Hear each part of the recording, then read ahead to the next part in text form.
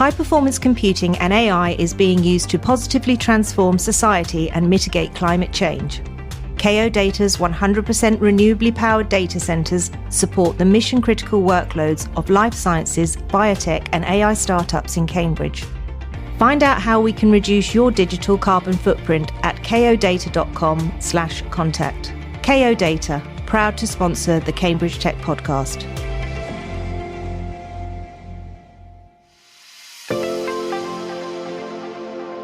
Welcome to the Cambridge Tech Podcast, talking all things technology from the heart of the UK's tech capital.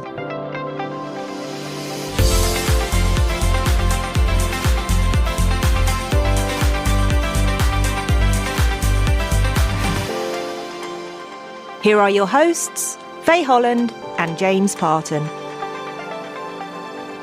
Hi, I'm Faye. And I'm James. This episode is going to be a little bit different to the norm in that we're going to be talking tech in a national context with Gerard Grech. Over the last decade, Gerard has led the public sector focus around tech and startups in the UK, first as the CEO of Tech City and then Tech Nation. It's going to be fascinating to hear from the man at the head of all that progress over the last 10 years.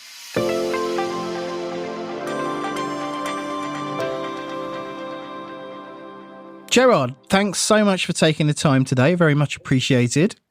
Why don't we get started by getting to know a little bit more about you and your background and your experiences? Sure. Thank you so much for having me, first and foremost. Really enjoy your podcast. And yeah, so my origins are quite sort of varied. Engineering degree, and then went into the music business, became an artist manager, and then became a music journalist. And then after doing my MBA, I sort of went into digital media product development, specifically working for a company called Orange, which some of your listeners may know, which is a telecoms business. But I became head of music and video, really sort of developing new products and services around entertainment and media over mobile. And then that took me to Paris, then went over to Nokia in New York in the apps business, running their app store at the time, which was competing with a big company called Apple at the time. So it was fun. It was fun times for sure. And but and then obviously went into Nokia Ventures, a little bit of time in venture capital before taking a more public facing role as the CEO of Tech City, which then became Tech Nation more recently. And sort of the focus of both those organizations has been very much about shining a light on accelerating the growth of an ecosystem here in the UK, which was kind of started in London to some extent, although other parts of the country were very much developed. But the UK has now become one of the most productive ecosystems in the UK, and I think we had I hope to say, a small part to play in making that happen. Yeah, no, absolutely. And we're going to dive into a lot of that. Before we do, though, even though we are the Cambridge Tech Podcast, I've got to go back and ask you about the music experience. What did you work with any up and coming bands that went on to become a big deal? Well, I sort of did a short stint working at a music promotion company in Notting Hill back in London. And then I started my own business as a founder. And really sort of trying to do my best to develop artists, and to some extent, I've been lucky enough through my time to work with founders very closely, and still do actually in terms of advice right now and giving advice to them. But founders are very creative. They create a lot of value, and it's the same principle as music artists. They are very creative in their own way, and they see the world in a very different light to perhaps the rest of society. And I think I've always really enjoyed spending time with brilliant minds like that. So I was very attracted from an early age, really, to work with people who were in that regard kind of creative. So yeah, it's you just never can predict what might happen in your life, I think. So my ears pricked up, and actually I'm like, no, let's forget the tech podcast today, because I did a music degree. So whenever anyone says anything about music, I'm like, right, let's just talk about that then. But I agree with you. Actually, I think that, either doing solo performances or you're working in an orchestra, you're playing in an orchestra, you learn such a range of different skills that are then super transferable when you get into a more entrepreneurial space, aren't they? For sure. And I think when it came to choosing my first degree at university, I sort of struggled as to which way I would go. And obviously times are very different now, but in the end, I actually did acoustic engineering. So it was kind of taking the best of mathematics and science combined with the more sort of artistic side of acoustics. And so, although it did end up being sort of mostly physics and maths, but anyway, I was trying to find a way through to kind of be more balanced about what the future might hold at the time. Okay, so I think we should probably go back to talking tech. So let's talk about Tech City if we can. So what was the origins of Tech City, and what were the objectives of it? Yeah, so Tech City was an initiative that started out of government and was really sort of launched by the then Prime Minister David Cameron, and his drive and vision was to make East London, a place called Shoreditch, actually, to be specific, into a sort of a global tech hub, in the top 5 globally. And actually, a lot of people at the time, if you look at the press at the time, people scoffed at the idea that East London and Shoreditch could ever take on Silicon Valley and other places around the world, which at the time were sort of New York and Tel Aviv and Israel and Bangalore in India and other places. And so it began as an initiative within government to shine a light on what was going on, which was very exciting at the time. There were sort of a lot of software businesses. There were probably about 200 at the time, and they were in various places in Shoreditch, and they were growing very quickly. Clearly, this was post-financial crisis, and they were looking for cheap rent and cheap office space, which they found in Shoreditch. And clearly the government wanted to shine a light on it and really wanted to sort of accelerate the growth of it. And so the role of Tech City was to sort of act as a convening player in bringing entrepreneurs closer to government and government closer to entrepreneurs, to help shape policy, to drive the growth of the digital economy, which at the time was probably less than 10%. It's now much, much greater than that. So that was the initial origins of Tech City. I mean, Gerard, I think, we probably first met back in those days when I was at places like Twilio. And you're right. I mean, being there at the time, there really was that excitement and that sense of kind of being at the beginning of something really exciting. And it's interesting you kind of used the word scoffed there, because I think it's fair to say that prior to Tech City, there just wasn't that kind of ability to self-promote, or people try to avoid self-promotion of what was happening there. But, as you well know, that's so important in terms of attracting investment and building something that has an identity and can actually start to report back to government on its impact and job creation and wealth creation, all the other things, innovation, obviously. I mean, what do you think? That was just a really special time, that it was a kind of unique time, and it would be hard to kind of repeat that again? And maybe the second part of that question is, what's your view of London in particular now? Because to me, it seems like, now Shoreditch has been gentrified to some degree.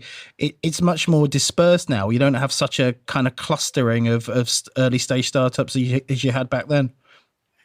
I think it was definitely a moment in time where many stars aligned, I would say. And obviously government at the time was looking at initiatives that could just focus on growth. I remember because I was at New York at the time, and I was sort of engaging quite a bit with various sort of political advisors who were very just focused on how do we just accelerate growth when the economy in the UK, alongside many other European economies as well as around the world, were really struggling post the financial crisis.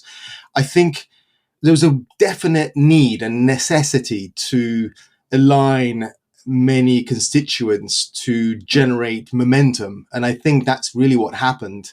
there was just, investors were looking at ways in which to sort of drive investments into more high risk assets because interest rates were sort of 1 or 2% at most. So many stars aligned, and I think there was a sort of a confluence of many things coming together to make it happen. But there was a lot of willpower as well. There was a lot of political will to make this happen, and that always helps. So you've got sort of political will coming from the top down, as well as sort of more ground up excitement and focus, which made something very special happen. Again, kind of just looking back in terms of the history side of things, but also, just as an educational piece, how important was the kind of investment from some of the US tech firms into London at that stage? Because I think, prior to Tech City, Ireland was quite successful in terms of attracting high-tech US companies. But then you had things like Google Campus in Bonhill Street. You had Facebook opening up offices, Google opening up offices, etc. Was the role of US tech in investing into London a key part of that story? I think there were obviously there were many players involved in the making of what became very successful as Tech City. But I would say that Google Campus was one in particular that was extremely, I think, very pivotal, not least because you had a lot of people coming from all over Europe and continental Europe, I guess you could say now. And they would literally show up with their bags and their sort of luggage and say, I hear this is a great place to get going in the tech industry. And that is something, that's something that you kind of read or hear about from the 1930s when people are arriving in New York. So there was a sort of a real welcoming, I would say, time, and it still is now, but I guess it's different. It's just that they knew that there would be this place where they would be welcomed. That was one. I think the opening of other offices, well, that was partly the initiative behind Tech City, was to sort of be sort of a player in helping to bring inward investment, right? And so, but I think Google Campus was approached slightly differently. The whole notion of it was to be much more than just a co-working space, but a place where there was a constant string of events taking place and people just wanting to find out how to get going in the tech industry. And it was extremely welcoming and it was open to anybody. And I think that in itself, it was extremely inclusive in so many ways, which was what drives, I think, the best of outliers in outcomes. So there was lots of things going on. Obviously, there was the press, and then there was the government, including Tech City in their speeches. Ministers were including Tech City in their speeches. There was obviously the international outposts as part of the Department of International Trade, which was promoting heavily the notion of Tech City being a cluster of innovation. But also, I think what it did do in the right way was to sort of focus on other parts of the UK, which were just as thriving. So you had, obviously, Cambridge has always been a huge cluster of innovation and science and technology. But you also had that going on in West London on the M4, where you have lots of big companies as well. And I remember when our first Tech Nation report came out, it really showed that there was quite a thriving economy in between London and Bristol along that M4 corridor. So look, lots of things happened at the right time, which went on to what we did as Tech Nation. I think, Gerard, that's exactly the segue that we need now, isn't it? So great impetus around Tech City and then Tech Nation. There are all of these other clusters and these other opportunities. So how did Tech Nation then come about? Everyone just went, crikey, we've done this for London. Let's spread the love everywhere else. How did it come about? Was it an ambition to just scale the UK, or was it something else? I think within a few weeks of joining as the chief executive, I was very aware of the fact that there were many other tech clusters around the UK. And I think what I was, immediately I went up to Manchester and started visiting lots of other places outside London to see whether we can connect the dots and actually make this a lot bigger at the time. And so we published the first Tech Nation report in 2015, which basically shone a light on the various clusters around the UK, which I think was over 20 at the time. And then we sort of used data analysis to showcase what exactly these clusters were known for. So we just started that journey of just raising the bar and making people aware of, like, if you were to think of Manchester, what would you think of them as? So there were specialisms in e-commerce, there was specialism in health tech. There was lots of different specialisms that were coming about. Like, I remember Liverpool's very strong in gaming and gaming software. And suddenly there was almost like a new taxonomy to how you could perhaps look at the country in terms of where these specialisms were at, just so that people were more informed about what was available and what was around in various clusters. So then we started doing events in various places. But I think the one political event that really sort of changed the number of a significant part of this was Brexit in 2016. I think that was a sort of a point of obviously reflection, but obviously there was a sort of a need for an inflection point to really make sure that we were not then losing ground as a result of a big political event that perhaps in some people's eyes was seen as a step back. So we quickly put together a very sort of strong, constructive proposal to say, let's just fuel the growth of clusters around the UK and really build as much as possible a national inclusive ecosystem that shone a light on as many things that were going on, more specifically on businesses, though, scaling businesses, because I think we were closely reaching a point of a lot of talk about startups, but perhaps not enough about scale-ups, which I'm sure we'll talk about later on in the podcast. But overall, that was the impetus, one of the impetuses, and there's a lot of momentum, which we then switched the gears and said, look, let's specialize in being known for sectors, and let's specialize in creating a very inclusive ecosystem around the UK. And, I think the inclusive bit's, very important. But I in my head, I'm just thinking now, is it a case of, we talk about leveling up, were you trying to create almost a level playing field, or do you think that we should be doubling down on certain areas for different clusters? It's a really difficult question to answer, but I'm interested to know what you think. It's a very good question. I think what we tried to do, I should perhaps explain to your audience of what TechNation then became, because it's quite sometimes, I always find that people have various views on what TechNation did, but we, just for the benefit of your listeners, we ran programs. So I immediately switched to running programs specifically for entrepreneurs. And so in the end, we actually delivered 48 growth programs at various business stages. So Super Seed, Pre-Series A, Series B, and C. And then we also did sector-specific programs, so artificial intelligence, fintech, cyber, net zero, that sort of thing. We also run and still run a visa scheme for founders so that it attracts the best and brightest talent who want to work in tech in the UK. We also run a digital business academy, which we actually did. We launched with Cambridge University, Judge Business School, and UCL.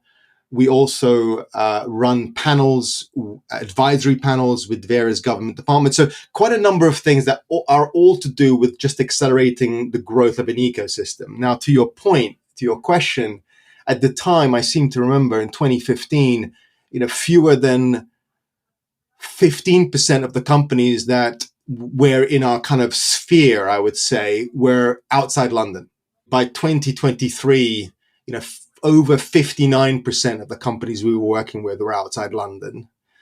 And then the second stat that I always like to share is that even at the time, I think fewer than 12% of the companies we were working with back in 2015 had a female co-founder. And actually by in 2023, over 40% had a female co-founder. And so just to put this into context, we, by the end of March of 2023, we'd kind of accelerated 1,300 companies, and including a third of them being unicorns that have ever been created. So a third of all tech unicorns ever created in UK's tech history had gone through one of our programs. So, and And at the time, back in 2015, I think 4 places in the UK had a tech unicorn or more. And now in 2023, over 20 places have a tech unicorn or more.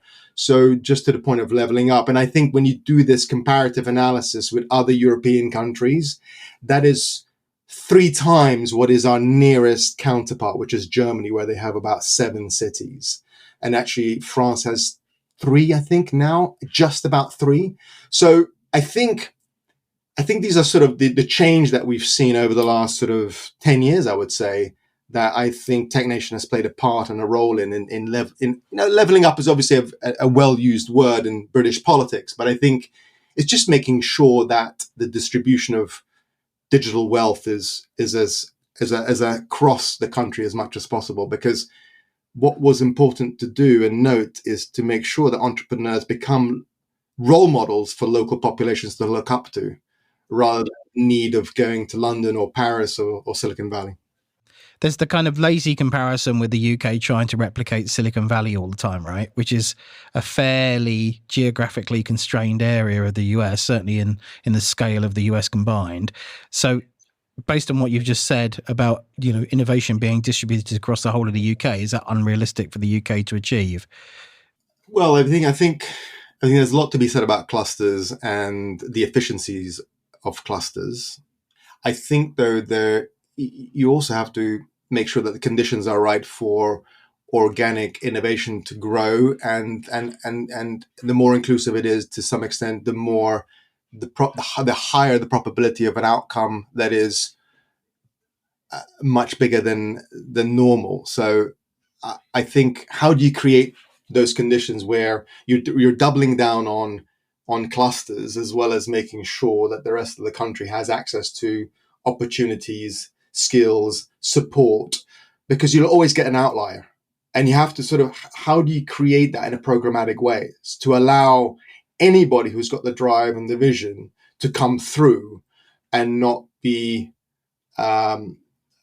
enabled to be the outlier. So I think it's always a balance, I would say. And I think when I was one of the co-authors of the FinTech review, the Khalifa FinTech review, we found out that places which had 3 or more universities in the center of the city had a higher probability of creating a tech unicorn in FinTech. So there are certain things that you need to get right. And there are certain things where if you don't have a university, but you have a college of further education, then how do you make sure that the conditions for those people in that college have access to the skills and support? Because you'll always get ambitious people. Ambitious people are everywhere. The access to opportunities is not. So how do you make that happen? Yeah, and I guess one of the downsides of being in a tech cluster like Cambridge, which we certainly have started to talk more about on our podcast, is, the unusually high concentration of well-paid jobs creates a wealth gap issue, right, for the local economy. Housing prices are, get escalated artificially. There is a kind of downside to that. So I think what you're saying there about a wider distribution across the country, rather than having one, say, supercluster, is probably a good thing. Well, it depends heavily on the political willpower of the local people and what they want to see, and how much sort of, I think, in what I see from what I know and what I can see in Cambridge, there's a lot of work going on in making sure that the various constituents that make up an ecosystem are talking to each other, exchanging views, and sort of doing proper planning rather than it being sort of a little bit random. That can happen. There's nothing wrong with that. But I think proper forecasting of what the needs of the city are because of the growth sector, especially in life sciences, and especially in Cambridge, then I think there's just so much more constructive conversations that are being had than ever before. And I think that's very positive. You're correct. We certainly have a lot of initiatives. Andy Neely's been on the podcast talking about that relationship between the academic community and the rest of the community. So I think there's definitely a desire in Cambridge to make it work for everyone, but I don't think anyone would say it's an easy job. And I know in a few weeks' time we'll be having the Innovate Cambridge team on talking about their ideas as well. So if I can, I'm going to bring us back to Tech Nation, because actually I'm interested to know, there's so many, specifically in Cambridge, but all over the place. There's accelerators, there's mentor programs, there's loads of different ways that entrepreneurs can get help and advice and connections. So how did the team at Tech Nation come up with the different programs of activities that are there? And you mentioned scaling up earlier on as well. You know, how much of the balance was to support scale ups as well as the real startups? That's a very good question. I think we were at Web Summit in 2014 when we sort of started to find out that actually there were not enough scaling programs. There was a lot of accelerator programs at the very early stage, sort of pre-seed and seed. And I think the business model really stacks up when you look at it.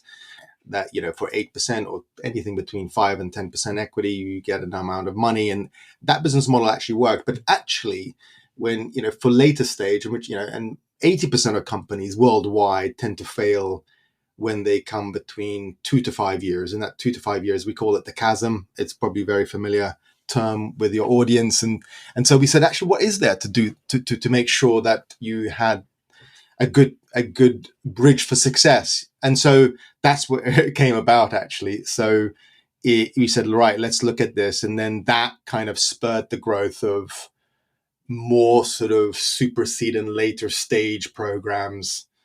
And what we then started doing is making sure that, so if you take a company like Monzo, I think Monzo went through 2 of our, or maybe even 3 of our programs.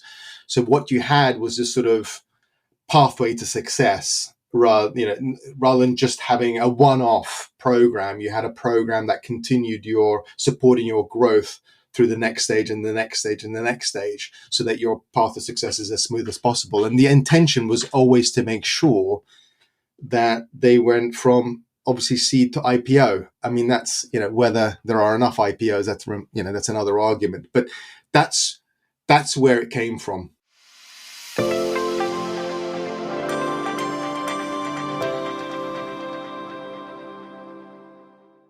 Let's talk about GrowthWorks. It's the fully funded program that's supporting the leaders of ambitious growth businesses to scale and double their profits and productivity. If you're looking to take your business to the next step, GrowthWorks will support you to plan bigger, scale faster, and stay ahead of the game so you can deliver on both your financial and market share targets. Exclusively for businesses across Cambridgeshire and Peterborough, GrowthWorks is here to help you. Get started and arrange a call with them on www.growthworks.uk.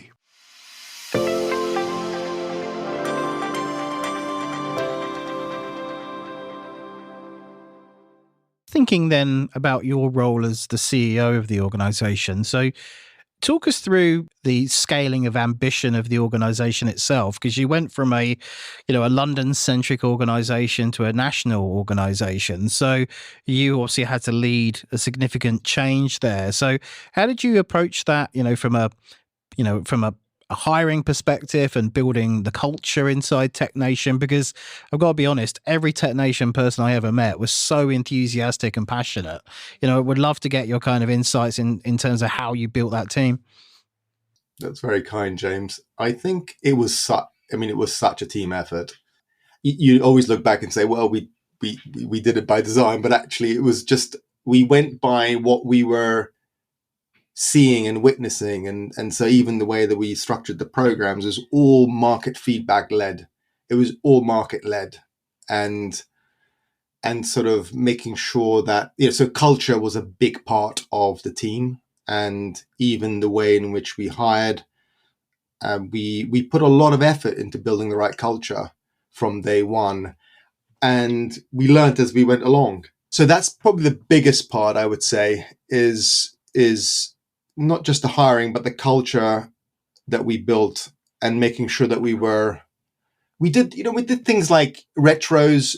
So every time we did an event or a launch of something, we would then quickly just, come in as a team and say, okay, what worked well, what didn't. So there were all these little small things that you do. And there was also no ego to some extent, because it's just like, what can we do to do better and to make that event better next time? And nothing was holding people back from, speaking up. And so those are sort of small things that really played a part, I would say. And also just the autonomy for people to get on with what they needed to do. And that is really important. I think it's, you sort of set the framework and you set the OKRs, the objective key results, and you say, this is what we're looking to achieve by the end of the year. And then we'll break it down by team, break it down by objective. And then everyone was hopefully by the end clear as to what they needed to do. But yeah, I would say it's been one of the greatest privileges of my life to work with such an amazing team. And did you regularly bring everyone together? Was there, like in a startup, you might have a kind of, an annual kickoff or something like that, or regular kind of town hall style meetings? Were you bringing everyone together to get that common shared sense of kind of vision and purpose?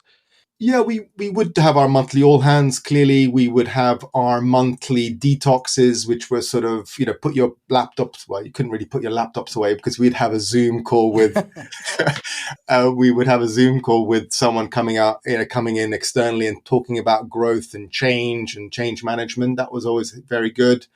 We would also, when we did our Tech Nation reports, we would go on the road. So we would, I guess you could now say, we swapped our laptops, we swapped our guitars for our laptops and just went off and just basically did the tour and trying to make sure that people were very empathetic to what was going on around the country and not necessarily being in their own bubble, which it all happens to all of us, right? Physically, we tend to get very comfortable. So it's kind of anything that sort of pushed the boundaries for people. And then obviously when COVID hit, we went fully remote. But even after that, we stayed as a fully remote business, but we would bring the company together every 3 months and either in Manchester or in Bristol or in London or anywhere, just making sure that we had outside speakers and just we had a cadence in which where the company would come together. Clearly things like Slack and other tools that we had would work well, but nothing would replace that sort of person-to-person engagement on a regular basis. I think the other thing that always impressed me was your use of data and evidence. I think certainly the big learning from my startup years was being very data-driven. So, to see you adopt very similar methods, I think showed that kind of natural alignment with your, I guess, customer base. I mean, clearly as a public funded body, there's always that burden of evidence that's required. But, I think you guys went over and above maybe where that kind of benchmark was typically set. So talk to us about that. What was your approach to data and the kind of insights, the reports you've touched on? It'd be great to understand the kind of the philosophy behind the data-driven side of things. Yeah, it started from a very early point in the company's history. And I would say we were obsessive a bit with it, to be honest with you. We not only, obviously, internally, we were constantly sort of working out how to be better. And this is obviously something that gets said quite a lot. If you can't measure it, it doesn't matter, or something along those lines. I can't remember the exact word or line, but we were obsessed with it. And then obviously that kind of manifests itself externally. So even from the early days as a company, we were obsessive with all the numbers and key performance indicators of everything. But then we sort of translated that into the report. The first report that came out was full of data. I think it had over 1,000 data points, if not more. I think by the end we had 13,000 data points about the UK's digital economy. And I think that just speaks to the team. We built that culture of being data-driven, which then manifested itself into people joining the company and just saying, okay, I bring this type of competence, and how do I apply this competence within this culture? I just look back and I was so in admiration of the team and how they took ideas and then shaped them along the way and made them what they are. So we ended up producing over, I think so far, 90 reports in total, I think. So because ultimately data is what drives insight and what drives decisions at all levels of seniority. So I didn't want it to be based on our own opinions. And what we tried to do was combine hard facts coming from external parties with survey data that was representative of the people that we worked with. So that combination was very helpful. And then, Dr. George Windsor, who's our head of insights, has just been brilliant at just telling stories out of the data, and now has joined Notion. But team effort. And I guess that the last report you put together a little earlier on this year was maybe a little bittersweet because you're celebrating all the achievements of 10 years, but obviously it's the end of the era for Tech Nation as it had been. That's right. So end of an impactful chapter in the sense that, you look back over the last 10 years and what's happened now. The UK's third in the world for technology investment, and the actual ecosystem has grown 16 times in value over the last 10 years that we were in existence or are in existence, and reaching $1 trillion valuation and being Europe's most productive ecosystem. I think what we tried to do with the one which actually has been very valuable, I think, the one that we released in March, April this year, which was looking ahead, being forward-looking. So we predict that the value of the UK's ecosystem will be worth $4 trillion in 2033 if certain things happen. So whilst we were looking back and seeing what had happened and what had come forth, we were very much forward-looking as always and optimistic as always. A lot of things to be proud about there have achieved and keeping the pressure on, which kind of leads me on to the Founders Forum, who've picked up some of the legacy assets, I suppose. And are you going to be staying on there as an advisor? So actually, Founders Forum has fully acquired the entity. So we're really proud of that moment where they have acquired the entity as a whole and all of the programs and everything within it, so to speak. So it's a straightforward acquisition, actually. And some people have been able to move across from Tech Nation to Founders Forum. And I'm really acting as an advisor to the CEO, Carolyn, who heads up Founders Forum Group. And actually, wait and see. There's more there's more to be shared in the coming weeks and months ahead. Oh, that's great. Exciting to know. So London Tech Week, you've just had, early before summer, you had London Tech Week on. Did you know we had a Cambridge Tech Week? Yes, I did. Yes. So we, the inaugural event was in May here, which, it's a long way off the scale of London Tech Week. But I'm just interested to know whether there were any key highlights for you from London Tech Week this year. Oh, from London Tech Week, I think it was yet again one of the best, I would say. I think there's so much even more momentum behind tech generally in the UK. And it was just great to see the Prime Minister obviously giving a very sort of constructive speech and also the focus of the government.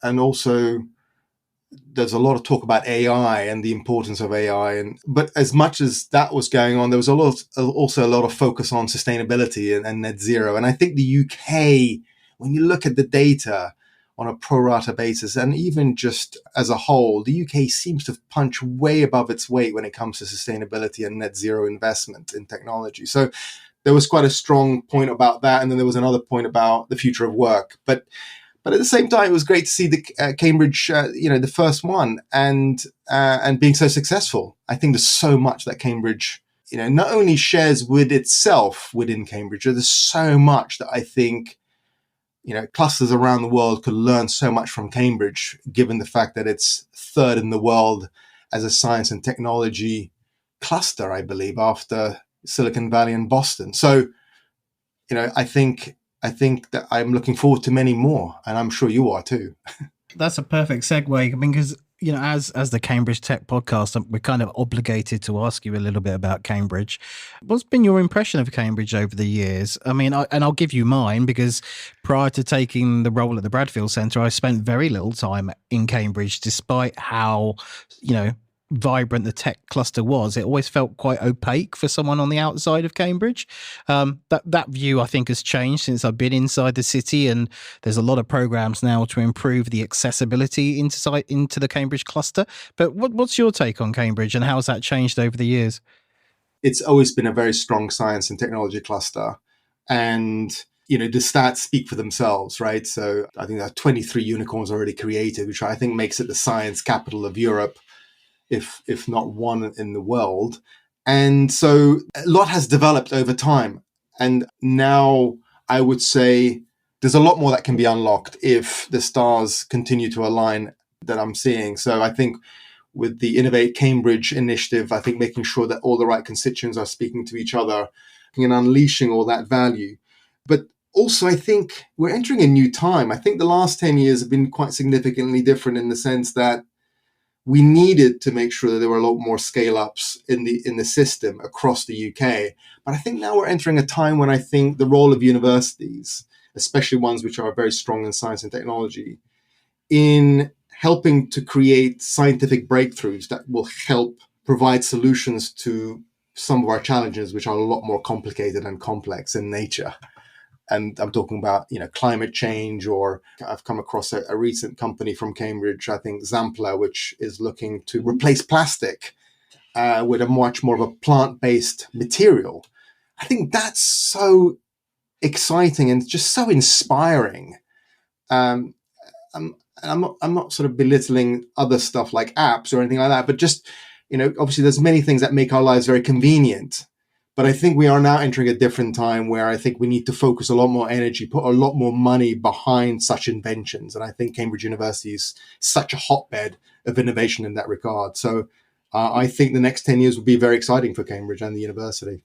I think that's a great point to finish on. And it reminds me of the conversation we had with Tim Minshall at the Institute for Manufacturing. And he kind of challenged everyone in Cambridge to say, do something, create something that has societal and global impact. And I think that absolutely resonates with what you've just said. Not least because obviously our societal challenges are becoming a lot more complex. I think Cambridge University has that in spades in terms of creating impact on a global scale. Well, Gerard, thanks so much for sparing the time. It's been a really interesting conversation. Not only looking back, but looking forward to some really interesting opportunities that the UK has got ahead of it. And, just reminiscing there, the Bradfield Centre owes a gratitude, a debt to things like Google Campus, right? Because a lot of the blueprint of that kind of community was adopted here in Cambridge with the Bradfield. So we're trying to keep the torch alight. More than a light, I think you're doing a brilliant job over there in being such an inspiring beacon for people coming in and entering this new world of technology. And so you're obviously such an inspiration to many people. And that's the way we see things and continue to see things at TechNation. You just don't know what impact you're having. You're sort of doing your day job, so to speak. But I think it's fantastic to see that at the Bradfield Centre and other places around Cambridge and other parts of the UK. As I said, I'm really, really bullish on the UK and the next 10 years. And James, so everyone's welcome to come with their luggage and guitars, right? I would actually love nothing more than that, to be honest, as you well know. Yeah, that would be awesome. Brilliant. Well, thanks so much, Gerard, and speak to you soon. Terrific. Thank you so much for having me and look forward to being in touch.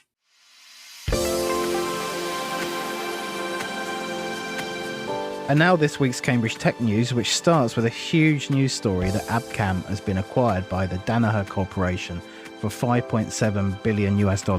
Anyone who's been following will know that they have been very much in the news over recent months for a variety of reasons. This acquisition will really cement them as a key enabler of life science research globally. I did reach out to Alan Herzl, the CEO, for comment, but as you'd expect, he's a little bit busy this week. But if you do want more detail on the story, then we would recommend you check out businessweekly.co.uk, who are covering the story in full. In other news, a Cambridge radar technology trailblazer is poised to claim a foothold in a $128 billion global market for automated drone services. Cambridge Sensoris are currently fundraising, and they're set to showcase a new product launch and some key strategic partnerships at Europe's largest business event dedicated to the UAV industry. It's called Drone X Trade Show and Conference. So those of you in that space, I'm sure, will be heading over to the Excel Centre in London in September.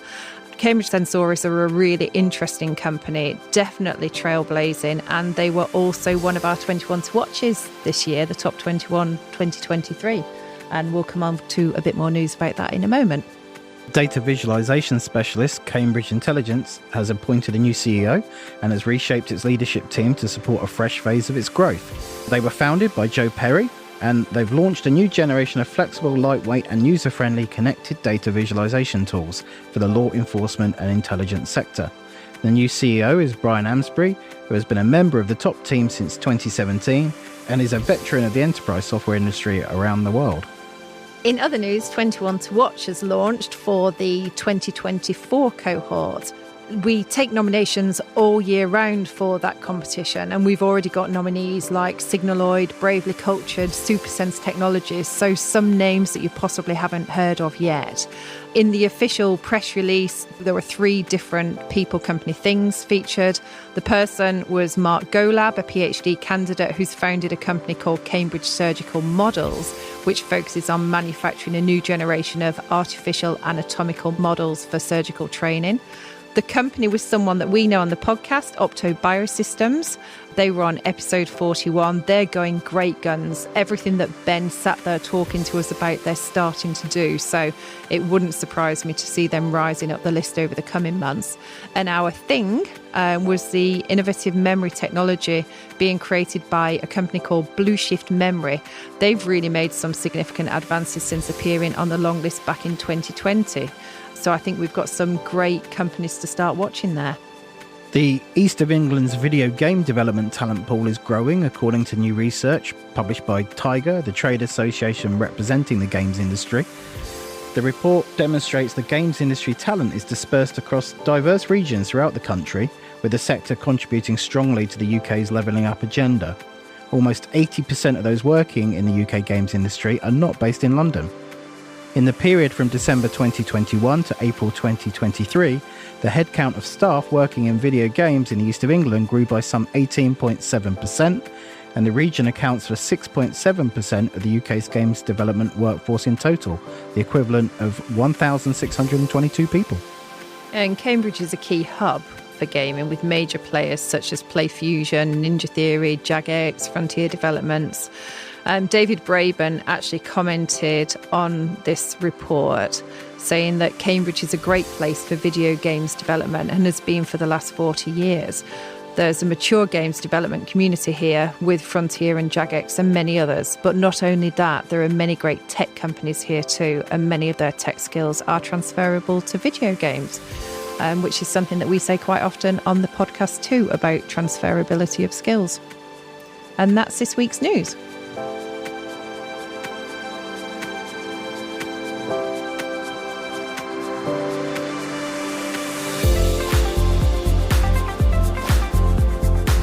Today's show was produced by Carl Homer of Cambridge TV and supported by our media partner, Business Weekly.